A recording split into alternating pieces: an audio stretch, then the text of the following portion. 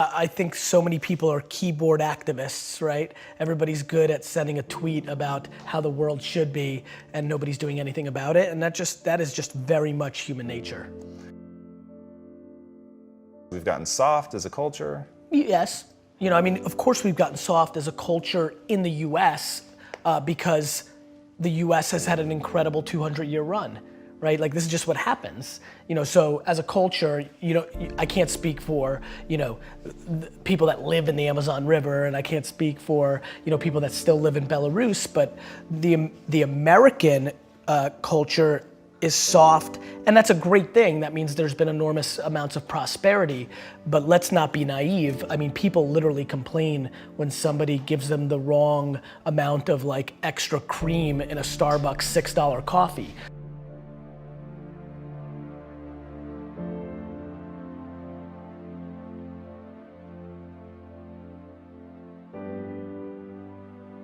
My lack of interest in complaining is so high, and when I watch what people complain about, it breaks my heart because they completely lack perspective.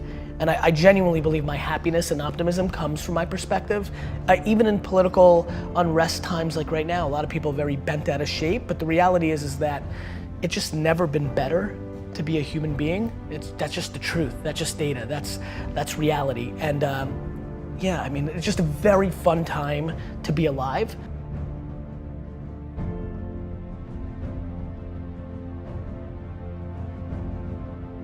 And I think the way people look at the world right now, because it's such an incredible time, is actually the quickest tell to who they are.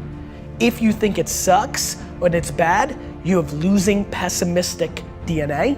And if you think it's awesome and phenomenal, you have optimistic winning DNA, and I believe that to be true. And so, that's where we're at. We're beating ourselves up. Like, everybody sucks at something, right? Like, we all have shortcomings, and we all have strengths. And for me, it's like, why don't we just audit that? Like, why don't we just look at it that way and be like, all right, well, I'm good at this, but I'm not good at that. Like, and then I only focus what I'm good at, right? Like, I don't dwell that I can't fix shit around the house. I call somebody to fix it. Like, I'm not a man, I don't give a fuck.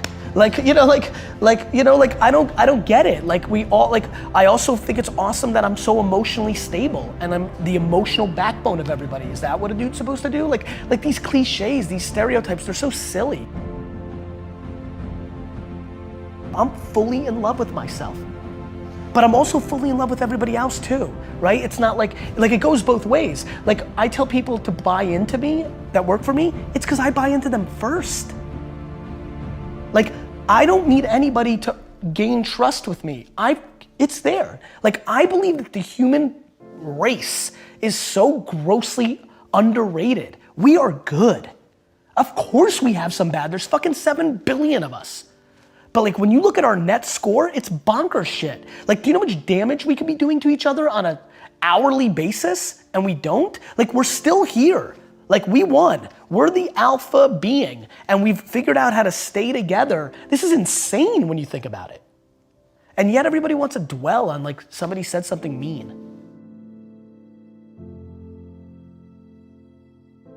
If you want to be an anomaly, you have to act like one. Like, people want all these special things to happen, but then they're acting like everybody else.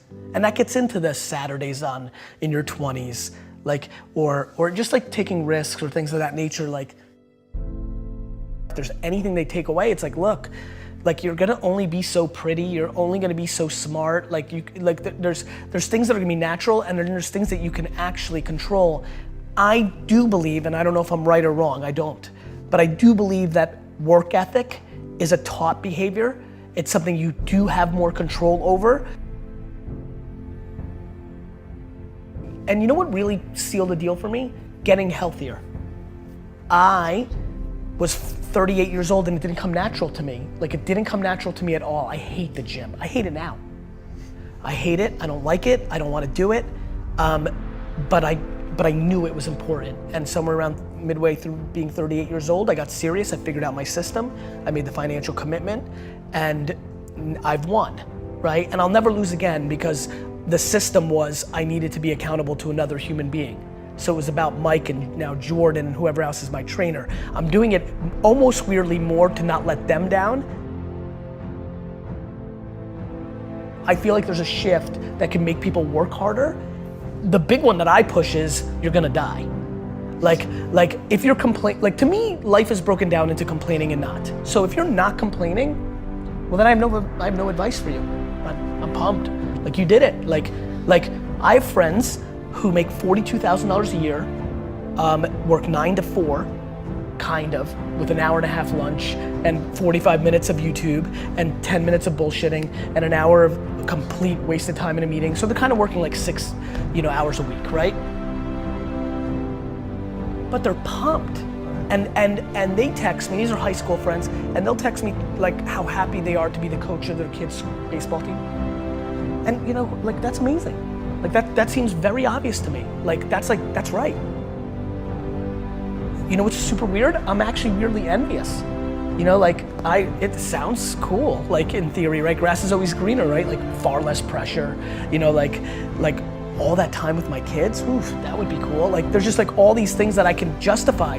So to me, but I have friends who have $100 million in the bank because of Facebook's IPO, who complain, who are still hungry, who want to do even more, who will complain to me because they know I work a lot about no work-life balance and they don't get to spend enough time with their family. And I'm like, you have $100 million.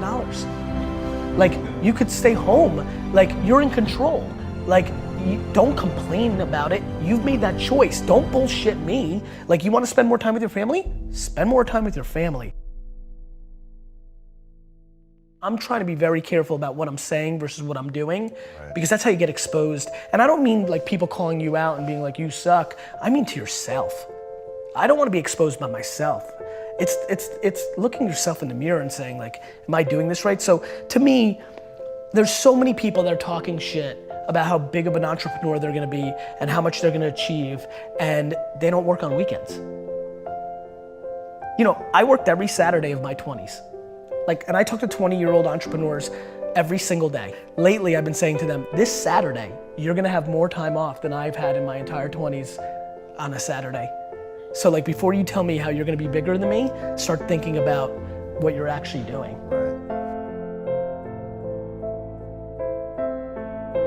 I'm careful to not give advice that I know is uniquely something that I was gifted with.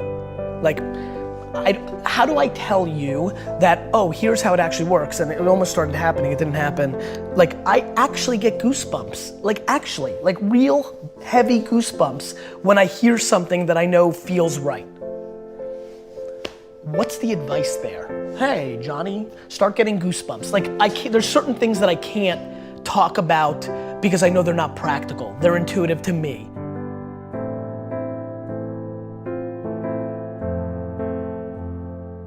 I plan to instill kindness into my kids. I plan on instilling perspective into my kids.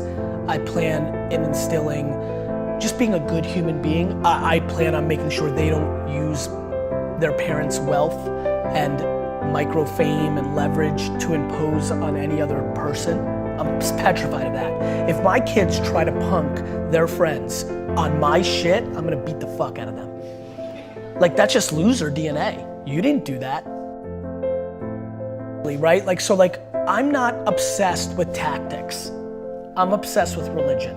So I have a lot of wealthy friends at this point who think it's smart for them to sit first class, but the kids in coach. It's a tactic.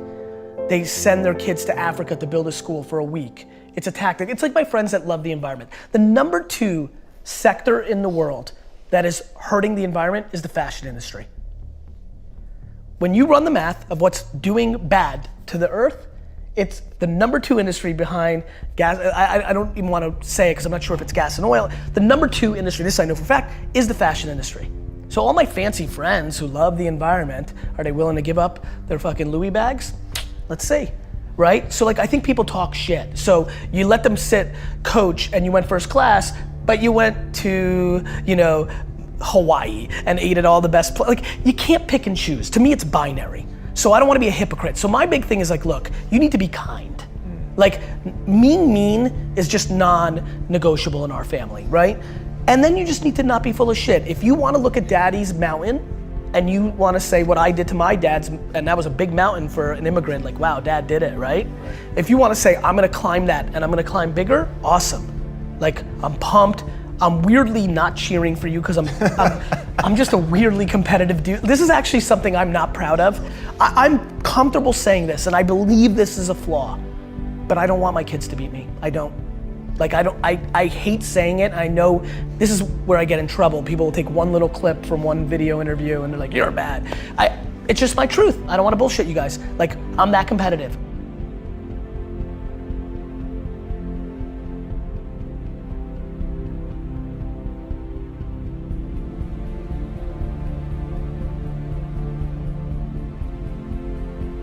I just want them to be all in on them, right? Like, I don't need them to be an entrepreneur. I don't need them to make me proud. They don't need to go to Harvard. They don't need to do shit. They need to be themselves, all in, and they need to be kind, and I'm good.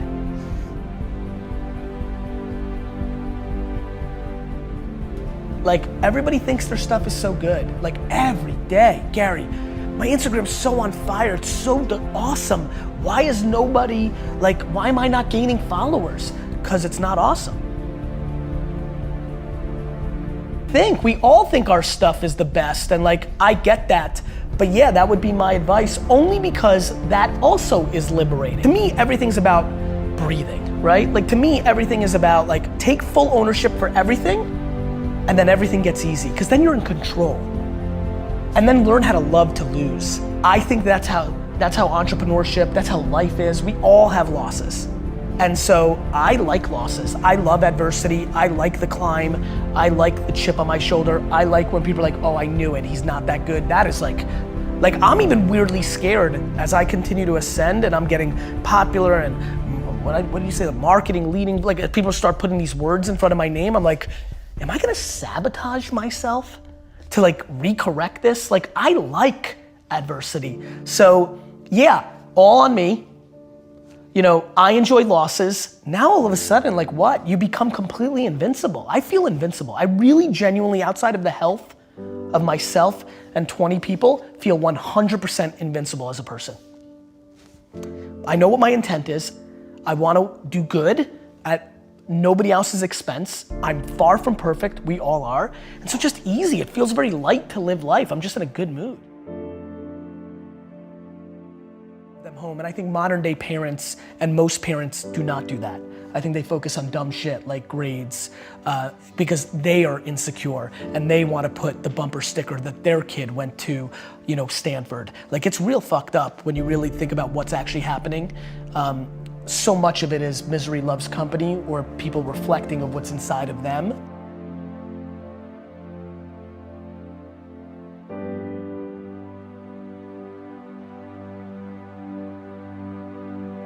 Is the impact that you want to have on the world? Same thing that attracts so many of millions of people to people that are selling bullshit, those same people are attracted to me. And what I want to do is suffocate out all those other people and become the alpha of that entire world of people that are hoping and are desperate to look at me. And what I want to do is inspire 2 14-year-old girls in Kansas City right now to build a $1 billion company on having a bunch of employees hugging each other in the halls. I think that Steve Jobs came along, became an icon, but the sad part of that narrative was he did not treat his employees well. He became an icon, and the narrative became he got the most out of people by being a jerk, and that became romanticized. And a lot of people in Silicon Valley today run companies where they're mean because they think that's the right thing to do because they put Steve Jobs on a pedestal. I want my pedestal moment. I want to become that big. And what I want to come from that is that kids that aren't even born today think that they can build a $5 billion company and be a great guy or a great gal. I want to build the biggest building in town ever by just building the biggest building in town, while I think most people try to tear down everybody else's building. So I think positivity and good is practical advice to building an empire, and I want to be the poster child of the person that built the biggest, baddest empire and did it by being a good dude along the way. And not everybody's gonna be happy about everything I did, But if it's 97% of people talking good behind your back, that's a real legacy. And I wanna do it in a pop culture way. I'm gonna do it anyway. People have done that before. Just so you know, there's plenty of people. Warren Buffett's a really good dude. Like there's plenty of people that have done that. There's a difference. I wanna do it and I wanna be a rock star, right? Like, and that's where you influence people. Like, you know, like I wanna do it, but I also wanna be the most popular. And so then that person's like, oh, I wanna be him, so I guess I'll be nice. Like I wanna literally take people who have DNA that's kind of nice and make them more nice because they think that's how I became big. So I basically wanna trick the business world into becoming kinder.